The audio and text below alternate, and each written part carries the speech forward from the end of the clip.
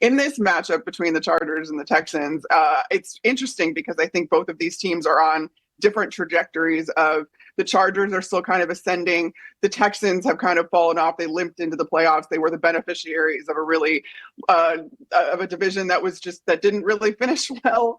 Right. That it wasn't super competitive, all that kind of stuff. So two different kind of momentums, if you believe in that kind of sort of thing coming into this game, but it will be in Houston. Houston has home field advantage. Right. I'm specifically the matchup I'm looking at is strength on strength, Derek Stingley versus Ladd McConkey. Ladd McConkey has been Justin Herbert's safe zone.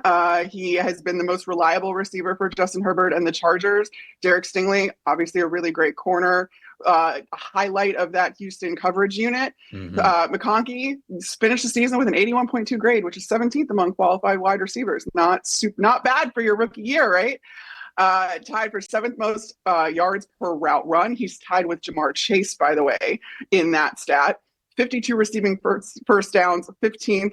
That's one behind Mike Evans, our favorite, and a 22.7 threat percentage, which I threw in there, of course, because I know it's a great PFF stat. Trev, you love it. That ranks 22nd in the league. So there are numbers to back up how good Ladd McConkey is. And there's one specific number that I'm going to put against Derek Stingley, who has 74.9 grade, 14th among qualified corners. He is the lowest passer rating allowed among that group as well, 46.9 passer rating allowed. So there's that. But the one stat I want to pin against each other for both of these guys, Ladd McConkey, he's 4th in explosive receptions with 34 this season. Stingley, just 1.1% of the catches he's allowed are over 15 yards, the explosive territory, which ranks 9th. So what McConkey is really good at is something that Stingley is really good at defending. So who's going to get the better of each other? And that's why, to me, this is the matchup that matters, because whoever gets the best of each other is going to go a long way in just the overall team's success. If you can get Ladd McConkey going and he can be successful, you're going to get production out of this offense if you're the Chargers. But if Stingley limits him, then you're going to have a chance, if you're CJ Stroud and the Houston Texans offense, to put some points on the board. That, to me, if you're going to boil this down to not only a matchup, but a stat, it's that one. Yeah, I love everything you shouted out there, because my plus factor, to just kind of piggyback off of that, is Quinn Johnson for this very reason, because I knew that one of us were going to highlight the Derek Stingley Jr. and Ladd McConkey matchup. And I think that Stingley Jr. is going to go into this matchup with a lot of pride. He's going to say, like, oh, look at everybody's talking about this rookie. Everybody's talking about Ladd McConkey, how great he has been for this team. I'm going to shut him down. I'm going to see what this offense is like without Ladd McConkey. And he's going to have that pride going into it. And so on the flip side, you're looking at another rookie in Kamari Lassiter going up against Quinn Johnson. And Johnston, for as much as he was a lot slower out of the gate for being a first-round wide receiver, and he's had issues with drops, and sometimes his play has been really frustrating, since week 14, so over the last 5 games, Quinn Johnson has a 78.0 receiving grade, and you mentioned the threat percentage, a 26.5% threat percentage. He also has 341 receiving yards, which is 17th most in the NFL when it comes to his total targets. He is top 15. So they've been utilizing Quentin Johnston like a true number one type of a wide receiver. And so with both of these guys out there now with the playoffs, I think that how Johnson performs against the non-Derek Stingley type of secondary players, mainly Kamari Lassiter, will go a long way into, okay, I think a lot of people would look at these two teams and say, in a vacuum, I'd be taking the Chargers. They feel like the team that's, you mentioned some momentum. Momentum is on their side. They just feel better, a little bit more confident, a little bit more true to their identity and knowing exactly how to execute what they want to do. They feel like they're that team going into the playoffs. But you mentioned, this is not in Los Angeles. This is in Houston. It's at the Texans' home field. And so that's a little bit of a swing in their advantage. You got the whole crowd there. It's going to be a sellout. They're going to be absolutely pumped up, right? And so those are things that factor in here. So when you look at exactly what the Chargers want to do well in throwing the ball and running their passing game through McConkey, it will be that compliment of Quentin Johnson say, okay, this wasn't just a sort of, last couple of games in the regular season kind of a thing for Johnson. We need him to show up when it matters most here in the playoffs. And so we've seen Justin Herbert's been unbelievable this season. Honestly, since he has been fully healthy, which I think was like week 7 on, he's got one of the highest PFF passing grades of any quarterback. And that includes Lamar Jackson, it includes Joe Burrow, it includes Josh Allen. Justin Herbert's been right there with him. So if you tell me that Quinn Johnson, we're getting a fully focused Quentin Johnston, I think that'll be enough for them to go in and get the win on the road. I really do. So that's why he's a big time plus factor for me. Yeah, I love that call out because you're right. If it's strength on strength when it comes to McConkey and Derek Stingley, then you go to the secondary and you look, all right, what else can the Chargers hurt us with? And if Quentin Johnson is focused, which I think is a nice way of saying if he's sound with his hands and actually catches the football, this is a really big issue for the Houston Texans because the offense for the Chargers then is just that much more potent, that much more dangerous. And along those same lines, my plus factor then is J.K. Dobbins.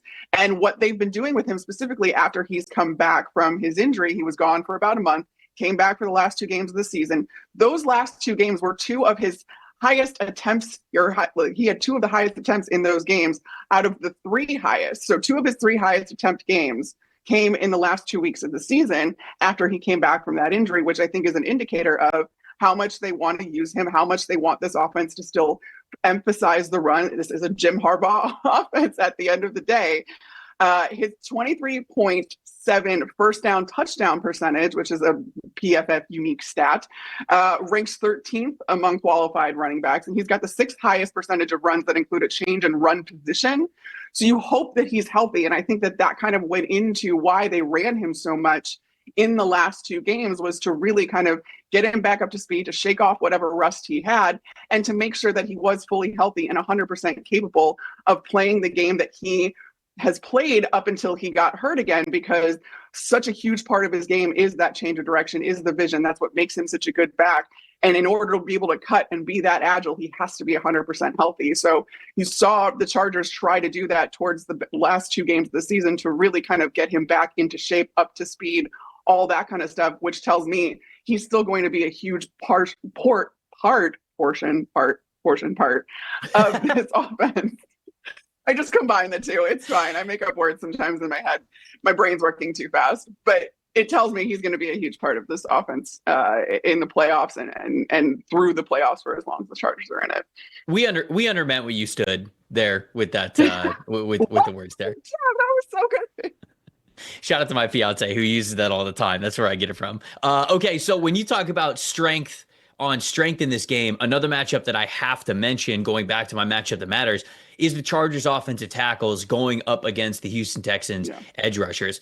Danielle Hunter and Will Anderson Jr., both of them really solid group, 75.0 pass rush grade for the edge rushers in Houston overall, and that's all of their edge rushers, not just these top 2 guys, but the top 2 guys are really carrying things pretty well. Both of them have a pass rush win percentage of 17.0, so it's identical. You can't really focus, all right, we're going to put a lot more attention to this side because the other side is going to kill you, or vice versa. But when you have the offensive tackle duo, the whole reason why you drafted Joe Alt over guys like Malik Neighbors or Brian Thomas Jr. or Brock Bowers or whoever it was for this exact scenario, for you to go up against teams that have 2 great edge rushers and say, we've got Rashawn Slater on one side and we got Joe Alt on the other. This season, looking at the numbers here now, 88.2 blocking grade overall from the Chargers offensive tackles this season. That is 2nd highest in the NFL to only Jordan Mailata and Lane Johnson of the Philadelphia Eagles. Slater's got a 91.2 blocking grade with a pressure percentage of just 4.0 this season. And then Joe Alt, 79.5 blocking grade in his rookie season is still really impressive. A 4.4 pressure percentage. So right around a 4.0 pressure percentage for both of those guys. Slater didn't play in the regular season finale because there was some knee tightness that he had before the game, but he's been practicing this week, so it looks like he is going to be good to go there. That matchup matters a ton because, Carmen, when you look at keeping Justin Herbert clean, I touched on it a few minutes ago, when he is kept clean since week 7, 94.1 passing grade, 19 big-time throws, 2 turnover-worthy plays. So if they can keep these edge rushers for Houston at bay with their stud offensive tackles, and you give Justin Herbert time to throw, he has been one of the best in the NFL and lethal throughout the entire regular season since he has been healthy. So to me, that's going to mean a lot, because if those two offensive tackles can hold their own, I just don't know if Houston's going to be able to keep up with them because of how well Justin Herbert has played under those conditions throughout this entire season. Anything else on this one before we move on? Or are we going to the next one? Yeah. No, I mean, all of these games, I really like the matchups. They're going to be so good. Thanks for watching, everybody. Make sure you like and subscribe the video. And if you don't have a PFF Plus subscription, you can get one to see all the premium stats that we talked about here on the show, plus the expert betting and fantasy advice over at subscribe.pff.com. The description is also right below. So if you are not a PFF Plus subscriber, you can become one today.